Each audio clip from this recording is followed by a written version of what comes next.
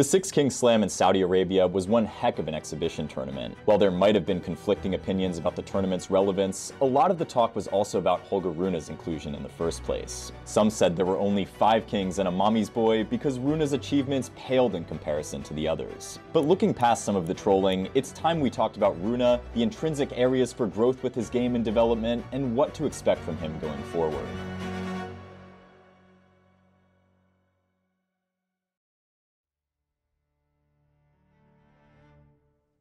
At the beginning of last year, Alcaraz, Sinner, and Rune were seen as the future Big Three, and interestingly, Rune was even ahead of Sinner in terms of achievements, having just won the 2022 Paris Masters. But just a year later, Rune is nowhere close to Alcaraz and Sinner. This time last year, I made a video about Rune, and many of the things I talked about still hold true. You probably know his obvious problems like his coaching carousel, and how he's tinkered with like a dozen coaches in the last 18 months. I mean, look at this. Youth career and early professional career, Lars Christensen. In the summer of 2022, he started working with Patrick Mouratoglou. In 2023, a mix of Christensen at Wimbledon, Mouratoglou at the US Open. In August 2023, he drops Mouratoglou after an early exit at the US Open. Just a month later, Christensen returns, and in October, Boris Becker is added to the team. But it doesn't stop there. In November 2023, Lars Christensen stops being a part of the coaching staff. And in December that year, Federer's former coach Severin Luthi is added to the coaching team to complement Becker. In January 2024, Luthi quits after the Australian Open. In February, Becker stops working with Rune 1 week after Luthi quits. That same month, Mouratoglou comes back 2 weeks after Becker quits. Kenneth Carlsen is also added to the team this month. And from February to July 2024, Mouratoglou is seen in the box in more tournaments in the spring, Carlsen more in the summer months. In July 2024, Mouratoglou quits at the end of the month, and Carlsen takes over fully. And in September 2024, Iranian-German coach Benjamin Ibrahimzadeh links up with Rune for the Asian swing. In October 2024, Christensen returns while Carlsen is still part of the team for the remainder of the season. It's been a coaching merry-go-round for the better part of the past 18 months, and let's not forget that Holger's mother has a huge amount of influence here. With so many voices in his box, it's pretty easy to see why Holger has been struggling a little bit with his identity on court this year. Sometimes when you watch Rune play, you could either see a hyper-aggressive player who can hit the ball almost as hard as Alcaraz and Sinner, or someone who becomes so defensive at times for large parts of a match like we saw during the 2023 clay season when he reached 2 Masters 1000 finals in Monte Carlo and Rome. On some occasions, it seems like there might be a mini identity crisis when it comes to the style of play that he wants to adopt. Rune still isn't 100% sure of what he wants his identity on the court to be, and at the end of the day, you can see him self-destruct on low percentage shots time and time again. We could also talk about Rune's return strategy, which has been a little hard to overlook this year. Watching his matches closely, you'll realize that one of his biggest problems has been finding that default setting that works for him on the return. In fact, Rune's return points won in the last 52 weeks is 35.1%, which is below the tour average of almost 37%. When you look at the percentage of return points won excluding aces and double faults, Rune occupies the 40th spot among the top 50 players, despite being a top 15 player overall. For a player of Rune's ability, you don't expect to see them struggle so much on the return in so many matches. In his first round match against Berrettini in Shanghai, we saw Rune relying heavily on his box for directions. In one of the points, it seemed like his mom told him to cover the forehand wing, but Berrettini just ended up serving to the backhand. Rune ended up with the sarcastic thumbs up for his mother. Let me take you back to Rune's 4th round match against Novak this year. At one point during the match, it took Rune 13 attempts to win a point against Novak, who decided to go to Rune's forehand most of the time. Why is Rune's return so poor compared to the rest of his game? Well, sometimes he just loves to take ginormous cuts at the ball, and while he might occasionally get the highlight reel, he tends to overhit a lot of them, and that's just something he hasn't quite fixed at the moment. Other times, his forehand just becomes really sketchy on the return and ends up becoming an error-producing machine. But what about his serve? Rune's serve is solid. The ace rate, percentage of first and second serve points won, and hold percentage overall are better than they've been, but it's by no means a get-out-of-jail card for Rune. This brings us to talk about his skill set. Rune's skill set is almost complete, and he doesn't have any glaring or significant weaknesses. Everyone continues to talk about his potential and impressive technique for good reason. But for all the hype and expectations, there's no single dominant weapon that could serve as the ultimate equalizer when Rune is on the back foot. His backhand is obviously one of the best, and he's solid off both wings, and he can do everything at a high level, but doesn't have that singular weapon to fall back on like the Hurkacz serve, the Alcaraz forehand, or de Minaur's legs, for example. Also, Rune's default or autopilot mode isn't exactly clear at the moment, and I wonder how much of a problem it's going to be. Some fans have predicted that Rune might go down in history as a very solid top 10 player, but with Tsitsipas's level of achievement, which means that he'll eventually have deeper runs at slams, win big titles, but just never reach the heights that Sinner and Alcaraz are able to. Personally, I don't think it's a good idea to make such predictions for a player who's only 21 years old. Even generational talents like Roger and Djokovic didn't have things figured out themselves at 21 either. On a more positive note, Rune has been able to deal with some of the challenges he's faced in the past. We all know that durability has been one of Holger's major problems, but it's gotten significantly better, at least I would say. He tweaked his diet a bit, cutting some sugars off, and he's also worked on his physical conditioning and stamina a lot. Rune doesn't cramp like before, and his body is holding up a lot better. As tennis players and athletes, we don't always pay attention to our hydration and electrolyte levels, but don't worry, SuckerPunch is here to fix that. Each hydration shooter is jam-packed with key nutrients like potassium, magnesium, and electrolytes to help you perform your best on court or in the gym and avoid those painful cramps too. If you want to try the hydration shooters, click the link in my description and use the code Courtside-Punch at checkout for 25% off your order. Try the hydration shooters and let me know how they work for you. Anyways, back to the video. Circling back to Rune's identity problem, I think one of the core critiques I forgot to mention is his poor shot selection and a seeming lack of strategy on court at times. Knowing the right ball to hit isn't always the easiest thing in the world, especially when you're spoiled for choice with Rune's skill set. When do you hit a drop shot? When do you close in on the net? When do you serve and volley? And when do you go down the line? These are questions Rune hasn't been able to answer with a lot of conviction. And for that reason, we've sometimes seen Rune make a lot of bad decisions like serving and volleying off the back of weak serves or going for broke when out of position. One of the major reasons for Rune's poor shot selection at times has to do with his impatience. You see him taking very little time between points and trying to end points quickly just a little too often. We've also seen Rune's poor shot selection sometimes play out at the net. Holger is by no means a bad volleyer, but there have been a number of occasions where he's not able to set himself up for the ideal volley when rushing to the net. Here's the thing, volleying isn't always about touch. Sometimes the opponent just manages to get the ball back, and your job there is to simply thump the ball away. In Rune's case, he seems to rush to the net under duress because he so desperately wants to shorten the point, and that's one of the reasons for his weak approach shots into the net too. I believe that as he gets older, he's going to find more balance in that regard.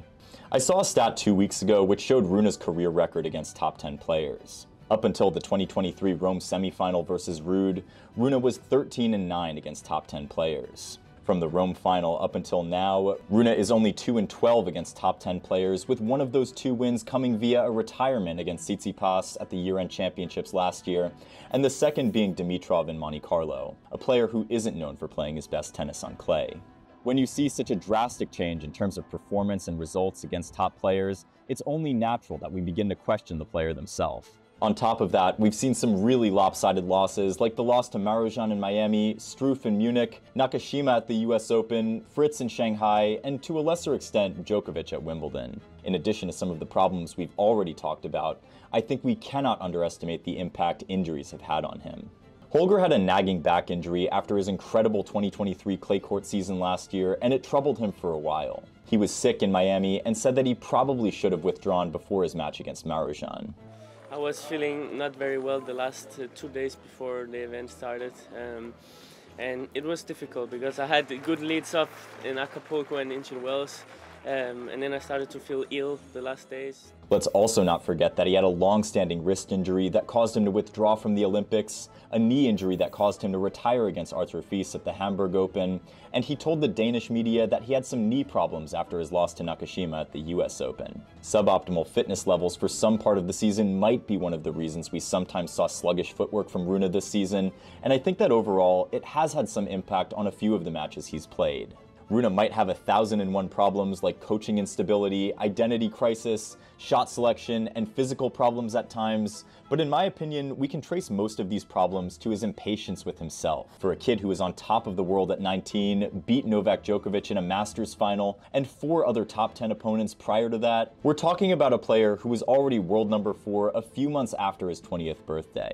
Add playing in 3 Masters 1000 finals to that list too. Everyone bought into the hype, and now that Rune isn't living up to it, you see a lot of criticisms and trolling. Not being able to build off that momentum has been the major source of frustration, and it's snowballed into his team dynamics, what he expects from them, and what he expects from his own game. You see him rushing everything, even when he's clearly not in the zone. There's no doubt about the 21-year-old's work ethic. It's at the highest level. Rune is also not one of those talented players who you have to ask questions about their passion or dedication.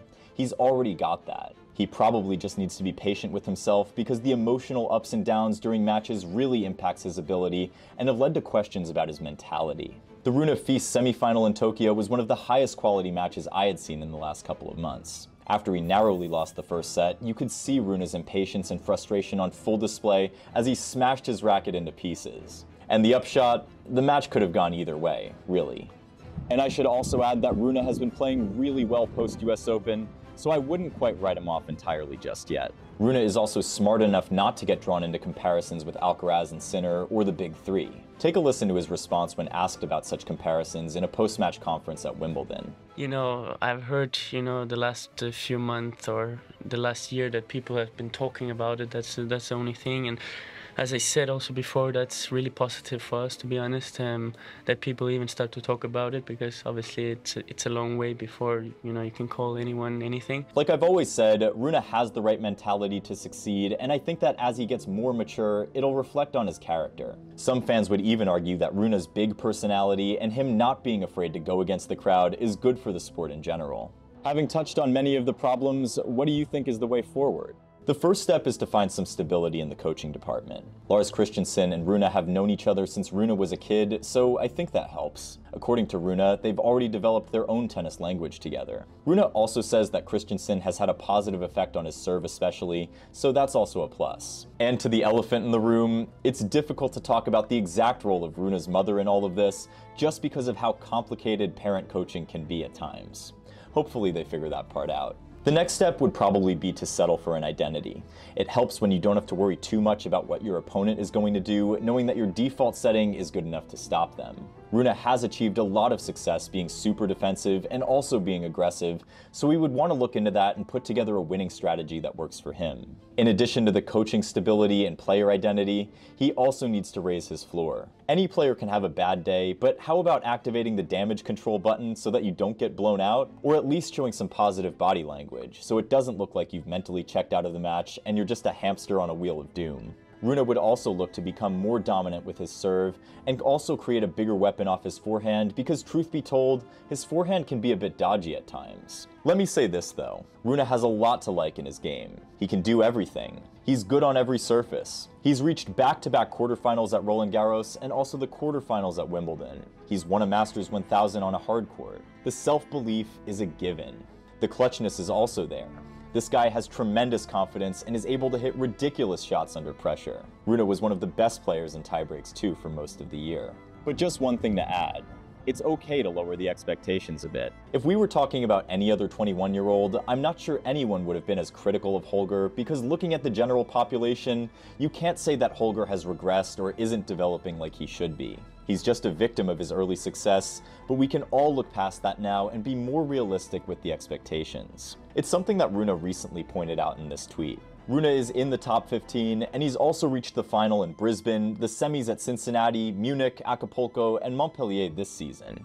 It's not the worst thing in the world for a 21-year-old, I suppose. Rune has the makings of a star, and you can't deny that. He has all the shots needed to beat anyone. Hopefully, as he continues to put in the hard yards and make adjustments to his game, we'll get to see more consistent high-level performances rather than the occasionally perfect ones we've seen. Let's also not forget how quickly things can turn around. I mean, Sinner just took off during the indoor hardcourt season last year, while Alcaraz had a nitro boost from the 2021 US Open until like Madrid 2022. Holger's time will come. Besides, he has the off-season to look forward to retool and come back refreshed, stronger, and more conditioned. Rune is playing in Basel at the time of this recording, and he will also play in Paris. Historically, he's performed well at these tournaments, and we'll be hoping to use them as a springboard for a better season next year. Despite the Six Kings Slam only being an exhibition, I believe that if Rune somehow found a way to beat Alcaraz, Nadal, and Sinner and win the tournament, it would have been talked about a lot because of how often he's put in the same conversation with Sinner and Alcaraz.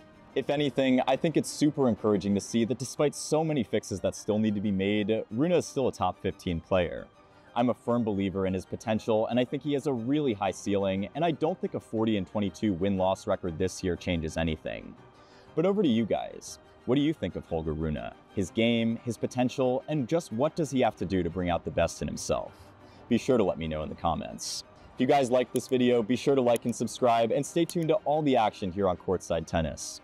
In the next few weeks, I'm going to be dropping a video on the state of doubles featuring a few Grand Slam doubles champions, and they're going to be talking about just what we need to do to save doubles in tennis. Trust me, you won't want to miss it. And if you haven't already, click the link in the description to subscribe to our newsletter where we cover all things ATP and WTA and go into more detail on the topics that we don't have time to get into in our videos. I'll be in Texas for the next few weeks, so if any of you are around San Antonio, Austin, or Dallas, be sure to say hi. And until next time, keep going for the lines.